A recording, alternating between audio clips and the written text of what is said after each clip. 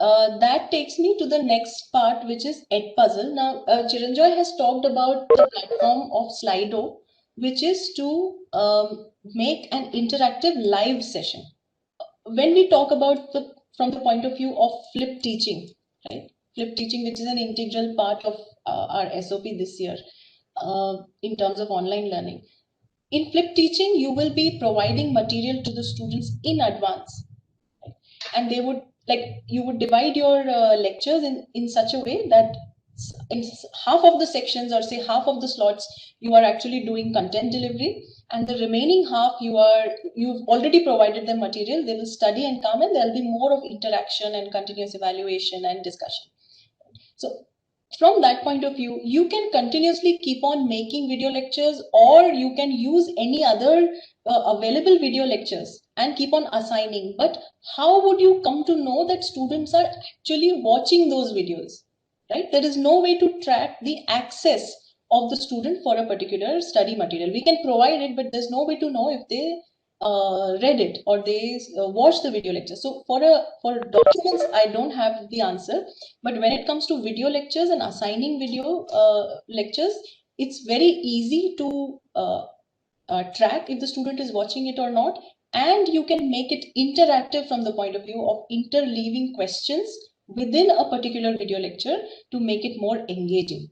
Right? So this is where it comes into picture the platform called Edpuzzle. Edpuzzle looks something like this. So what you would do is go to edpuzzle.com, right? And it will ask you to create a classroom, an account. Students don't need to create a separate account. And what you can do here is, after you've created the account, you go to add content. You can create a video, or you can upload a video. Remember that our objective is what? Our objective is to have an interactive video lecture. That means I need questions to be interleaved in between this video. So what you can do is you create a video. You can choose any video. You can use your own video, upload a video, use anything from YouTube for that matter, right? So what I'm doing is I'm using one of my own lectures. You have loaded a lecture, you should see that lecture over here, right? Any video from YouTube, for example. You don't want to use the entire video. You want students to watch just a particular part of the video. In that case, you can use this first option, that is to cut. So let me, yeah, right? So cut. So what I want is, say this is my lecture. I don't want the students to see the whole part of it. I will click it, and I can clip the complete video lecture into small parts. So normally what would happen is, say you record a lecture, right? Lecture is of say 40 minutes or 50 minutes or 1 hour. It would be advisable to break a lecture or cut a lecture into smaller parts and assign to students from 2 points of view. One is that we'll be assigning this as an assignment, right? We'll be giving it as an assignment. So we want that students should be able to watch the full video in one go. So it should not happen that somebody lost connection in between, and then they have to watch the video from the beginning. Attention span also may be, they may be losing out on the attention span. Also, they may have limited data. So it may happen that, watching 2 such videos in a day has taken 200 MB already. So that might be a problem. So what I would suggest is that give them assignments of small videos. So even if the video is large, you want all of it to be done, you break it into 3 parts and give it as 3 assignments. So for example, I am clipping this assignment, this video. It's not this slow, but somehow right now I'm facing this problem. After you have clipped it, you select a particular range of questions, right? Next is voiceover. Now, earlier we had the option of voiceover to be added, but now YouTube's terms of service don't allow it. So if you are uploading a video from your own, you can change the voiceover, but on YouTube, you will not be able to record over an existing audio. Okay? So next is questions. This is the main part of of the lecture. So I don't want it to be of 18 minutes. I want it to be even smaller. Okay. So this blue part is actually the length of the video right now. I go to questions, and now the video is just 1 minute 49 seconds, just for the sake of this demo. Right? Now what you do is you play it, and wherever you want to insert a question, these are the options that you have. Right? You can insert multiple choice questions, open-ended questions, or simply a note. So for example, somewhere here,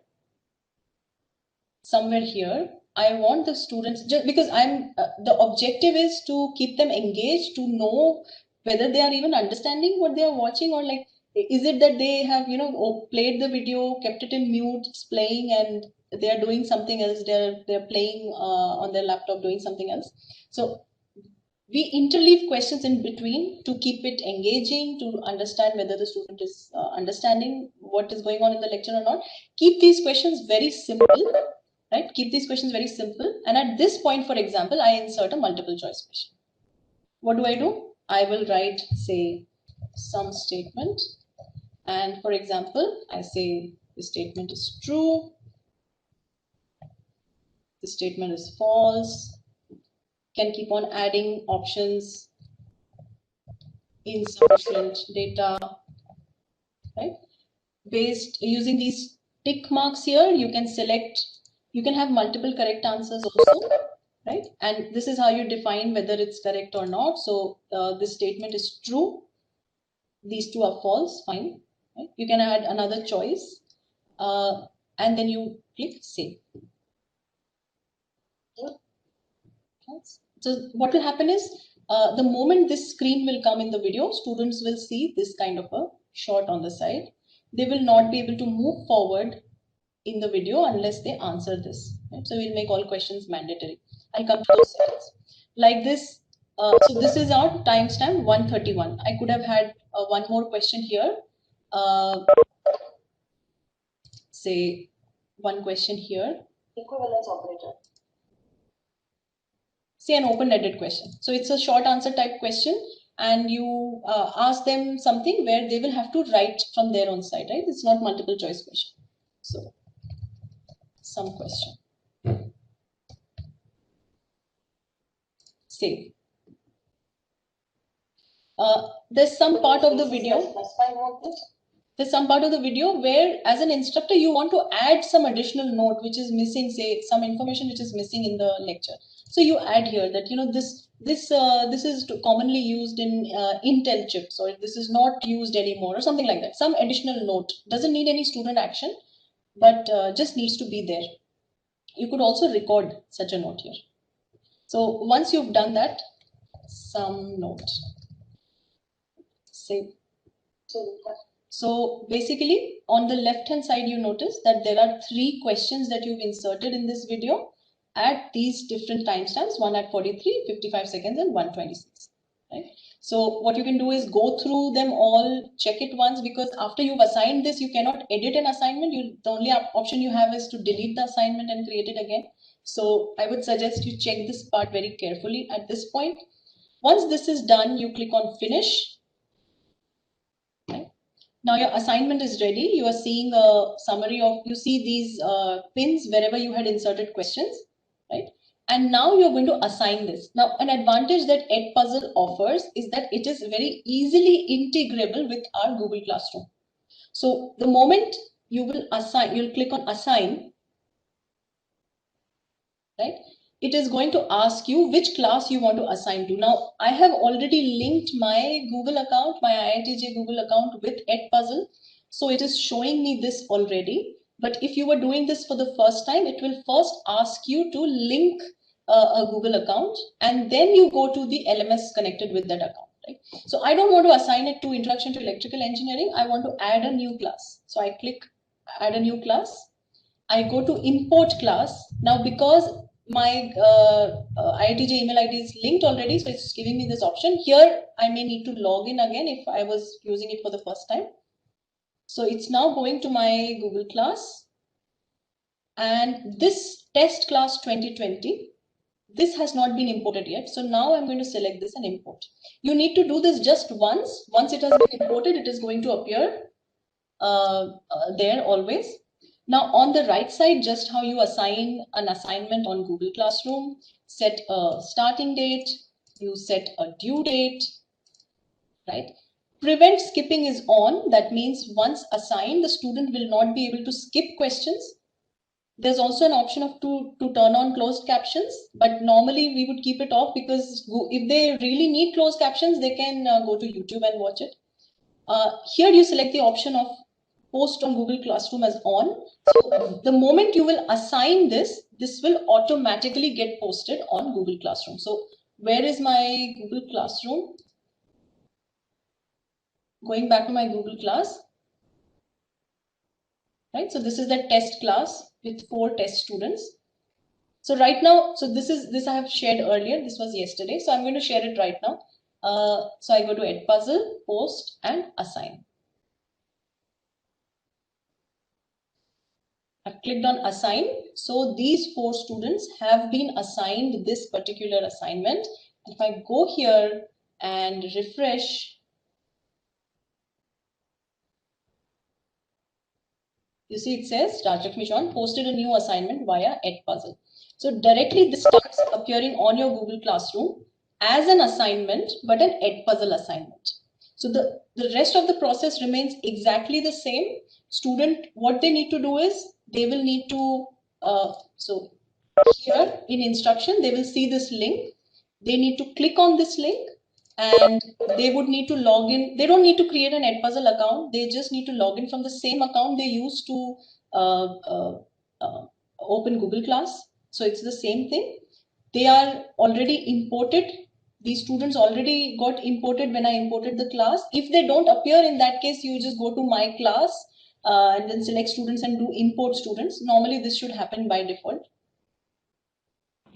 And how will the grades come in the Google Classroom? Yes, so I'll go back to my earlier class and I'll show you an example. So this is what I did in the last semester for Introduction to Electrical Engineering. So these are all the videos that I have assigned to them in the form of video assignments. Right? Also, like I said, larger videos, I've broken them into smaller parts. Now, how does the instructor see it? How does the student see it? The student sees it in this. The student would see it something like this, right? And the student starts playing it, but they cannot go to the next question directly, right? It says locked because it's assigned already, right? So they have to watch the full video till the end and then click submit and turn it in on Google Class. Now, on Edpuzzle, the instructor sees something like this. One limitation right now of Edpuzzle is that by default, all the assignments are of 100 marks only. So I cannot make it 20 marks or 10 marks or anything. So if I give an assignment and I put 5 questions, so by default, each of those questions has 20 marks. Right? If I give 3 questions, by default, it is 33.33 marks. Like that. So that, however, can still be fixed because when you import these grades to Google Class, you can do that. You can do that manually. Right? So I see a summary here, how many of them submitted, what marks they got. Interesting thing is, say I click on a particular student, right? What data this is actually showing me additional data which an instructor can use to improve their own way of lecture delivery. So for example, what does this show me? It shows that Ankit got 80 on 100. So he answered 4 out of 5 questions. He watched 100% of the video. He spent 28 minutes on the video on so-and-so date and time. And an interesting thing here is that Edpuzzle divides a particular video into 10 sections. And it will tell you how many times a student watched a particular section of your video. So if all students are watching a particular section again and again and again, if you see a pattern for all students, that means perhaps the instructor did not explain that part very clearly, right? So it's a feedback that instructors can take for themselves to improve how they teach. This would also tell us how much effort a student is putting in. right? So like this for next, for each student, I can see this data. I can also manually change an answer. Say I could have given him 0 here. I can manually change these later, right? And coming to how to get this back to Google Class. So what you would see here on the right bottom side, you would see an option of export grades to LMS, right? So the moment I click on export grade, you also have the option to download grade, but because we are using Google Classroom, I will export these grades to Google Class, and this is what you see here as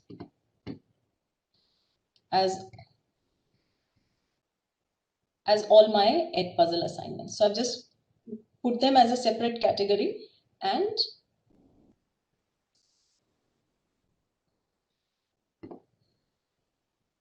their marks are by default imported.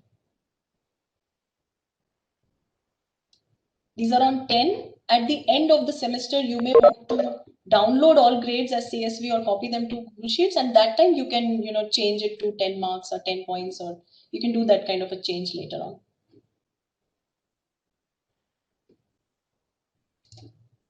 So this was about Edpuzzle. It proved to be very, very helpful during the lockdown, because it was not possible to get all students in live session, but I was making video lectures, but I had no idea how to make sure that they're actually accessing it. So this proved to be very useful, because throughout the lockdown, all lectures were shared with them in this way, and then they would study this. I would come to know whether they are understanding the lecture or not, whether they are watching the lecture or not, and then having synchronous live discussions that we had kind of came out to be much more fruitful, and there was much more discussion. So this was about Edpuzzle. Any questions? I have made a video on how to use this in detail. This is the link. It's the same link with Google Classroom also, but it starts around timestamp 20 minutes or something. So you can also refer to that video for a later reference. Now, about it being free or not, the thing is that Edpuzzle is normally 20 spaces are free for each user, but you can earn more spaces based on referrals. So I would suggest, like, don't create an account right away for all of you, because you may, when you create an account, if you give the referral code of somebody else, you may end up helping them. Like, for example, I basically had 20 spaces, right? I had 20 spaces with me, but when I requested my colleagues, 3 of my colleagues to join, you can see here that I have 29 spaces now. So for each one person that you refer, you get 3 spaces. So we can have an arrangement, like within the institute, whoever wants to use it, when you create an account, you could give a referral code of somebody else so that they benefit out of it, right?